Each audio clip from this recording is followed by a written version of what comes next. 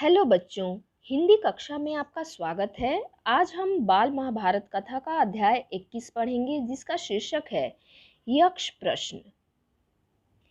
युधिष्ठिर उसी विषैले तालाब के पास जा पहुंचे, जिसका जल पीकर उनके चारों भाई मृत से पड़े हुए थे। यह देखकर युधिष्ठिर चौंक पड़े। असह्य शोक के कारण उनकी आंखों से आंसू बह चले। कुछ देर यूं विलाप करने के बाद युधिष्ठिर ने जरा ध्यान से भाइयों के शरीरों को देखा और अपने आप से कहने लगे, यह तो कोई माया जाल सा लगता है। आसपास जमीन पर किसी शत्रु के पांव के निशान भी तो नजर नहीं आ रहे हैं। हो सकता है कि यह भी दुर्योधन का ही कोई षड्यंत्र हो। संभव है पानी में विष मिला हो। सोचते सोचते युधिष्ठिर भी प्यास से प्रेरित होकर तालाब में उतरने लगे। इतने में वही वाणी सुनाई दी। युधिष्ठिर ने ताड़ लिया कि कोई यक्ष बोल रहा है। उन्होंने बात मान ली और बोले, आप प्रश्न कर सकते हैं। यक्ष ने कई प्रश्न किए, जिनके उत्तर युधिष्ठिर ने दिए। मनुष्य का साथ कौन देता है? यक्ष का पहला प्रश्न था, मनुष्य का साथ कौन देता है? धैर्य ही मनुष्य का साथी होता है। कौन सा शास्त्र है जिसका अध्ययन करके मनुष्य बुद्धिमान बनता है? कोई भी शास्त्र ऐसा नहीं है। महान लोगों की संगति से ही मनुष्य बुद्धिमान बनता है। भूमि से भारी चीज क्या है? संतान को कोख में धारण करने वाली माता भूमि से भी भारी होती है। आकाश से भी ऊंचा कौन है? पिता। हवा से भी तेज चलने वाला कौन है? मन। घास से भी तुच्छ कौन सी चीज होती है? चिंता। विदेश जाने वाले का कौन साथी होता है? विद्या।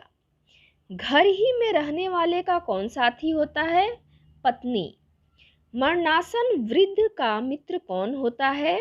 दान, क्योंकि वही मृत्यु के बाद अकेले चलने वाले जीव के साथ साथ चलता है।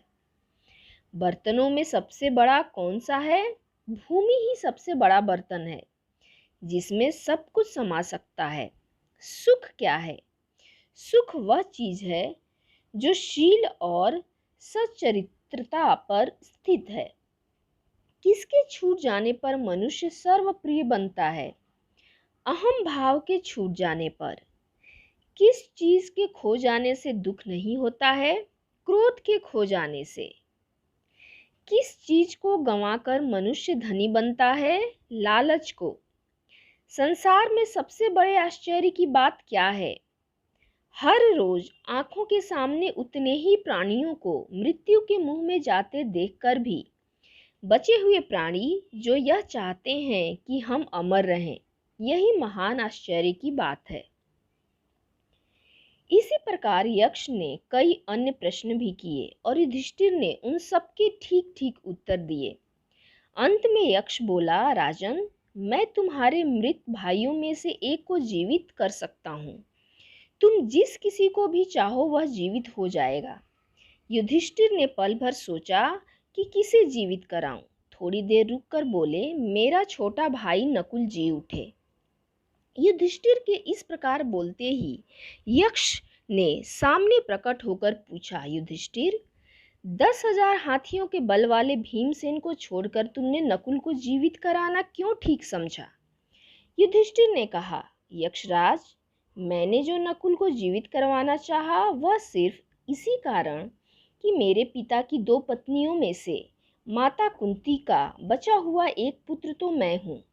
मैं चाहता हूँ कि माता माद्री का भी एक पुत्र जीवित हो उठे, जिससे हिसाब बराबर हो जाए। अतः आप कृपा करके नकुल को जीवित कर दें। पक्षपात से रहित मेरे प्यारे पुत्र, तुम्हारे चारों ही भाई जी उठे। यक्ष ने वर दिया। उन्होंने युधिष्ठिर के सद्गुणों से मुग्ध होकर उन्हें छाती से लगा लिया और आशीर्वाद देते हुए कहा, 12 बरस के वनवास की अवधि पूरी होने में अब थोड़े ही दिन बाकी रह गए हैं। 12 मास तक जो तुम्हें अज्ञातवास करना है वह भी सफलता से पूरा हो जाएगा। तुम्हें और तुम्हारे भाइयों को कोई भी नहीं पहचान सकेगा। तुम अपनी प्रतिज्ञा सफलता के साथ पूरी करोगे। इतना कहकर धर्मदेव अंतर्धान हो गए। वनवास की कठिनाइयां पांडवों ने धीरज के साथ झेल ली। अर्जुन इंद्रदेव से दिव्यास्त्र प्राप्त करके वापस आ गया। भीमसेन ने भी सुगंधित फूलों वाले सरोवर के पास हनुमान से भेंट कर ली थी और उनका आलिंगन प्राप्त करके 10 गुना अधिक शक्तिशाली हो गया था। मायावी सरोवर के पास युधिष्ठिर ने स्वयं धर्मदेव के दर्शन किए और उनसे गले मिलने का सौभाग्य प्राप्त कर लिया था। वनवास की अवधि पूरी होने पर युधिष्ठिर ने ब्राह्मणों की अनुमति लेकर उन्हें और अपने परिवार के अन्य लोगों से कहा कि वे नगर को लौट जाएं। युधिष्ठिर की बात मानकर सब लोग नगर लौट आए और यह खबर उड़ गई कि पांडव हम लोगों को आधी रात में सोया हुआ छोड़कर न जाने कहाँ चले गए। यह सुनकर लोगों को बड़ा दुख हुआ। इधर पांडव वन में एक एकांत स्थान में बैठकर आगे के कार्यक्रम पर सोच विचार करने लगे। युधिष्ठिर ने अर्जुन से कहा, अर्जुन बताओ कि यह 13वां बरस किस देश में और किस तरह बिताया जाए। अर्जुन ने जवाब दिया, महाराज इसमें संदेह नहीं है कि हम 12 महीने बड़ी सुगमता के साथ इस प्रकार बिता सकेंगे कि जिसमें किसी को भी हमारा असली परिचय प्राप्त न हो सके। अच्छा यही होगा कि हम सब एक साथ ही रहें। कौरवों के देश के आसपास पंचाल, मत्स्य, वैदेह, बाल्हिक, दर्शान, शूरसेन, मगध आदि कितने ही देश हैं। इसमें से आप जिसे पसंद करें वहीं जाकर रह जाएंगे। यदि मुझसे पूछा जाए तो मैं कहूँगा कि मत्स्य देश में जाकर रहना ठीक रहेगा।